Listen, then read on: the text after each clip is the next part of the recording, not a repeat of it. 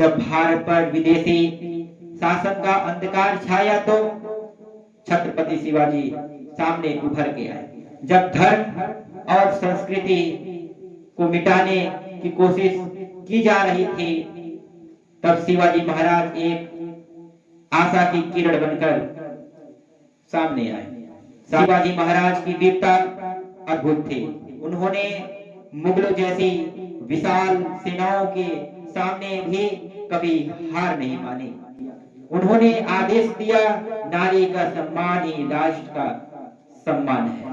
साथियों, आज के समाज को शिवाजी महाराज से यही सीख लेनी चाहिए।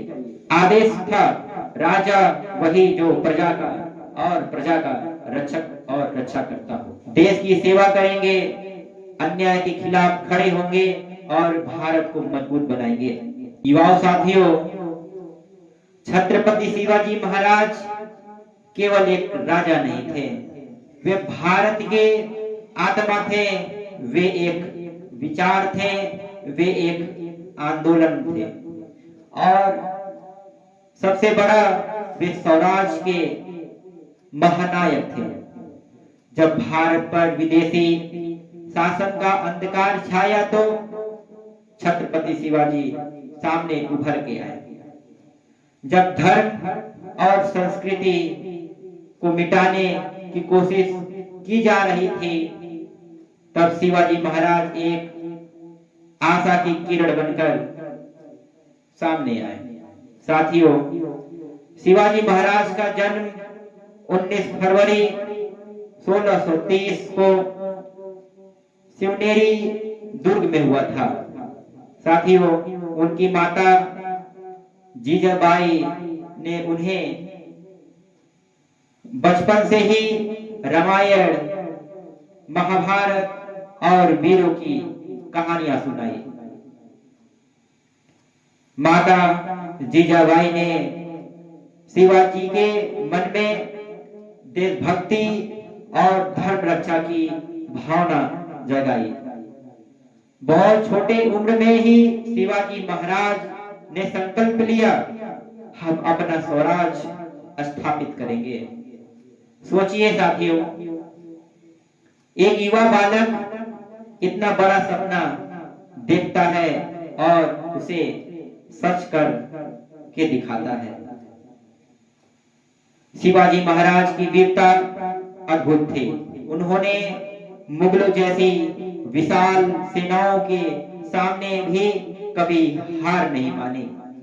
उनकी रणनीति इतनी अद्भुत थी कि दुश्मन भी उनकी बुद्धिमत्ता का सम्मान करता था।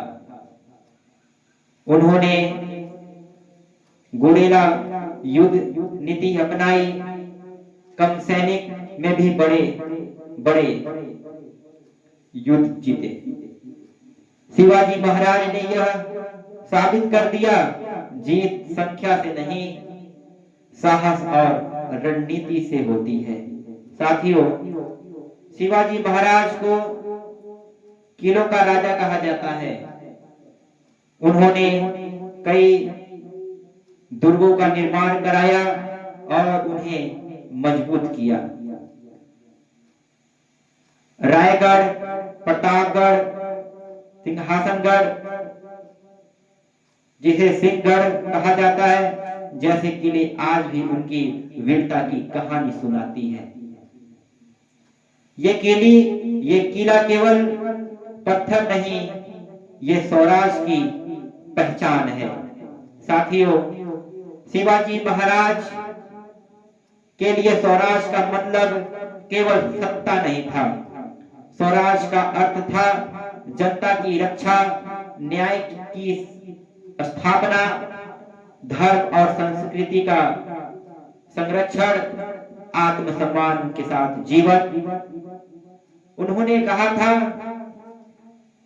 स्वराज मेरा जन्मसिद्ध अधिकार है और मैं इसे लेकर रहूंगा।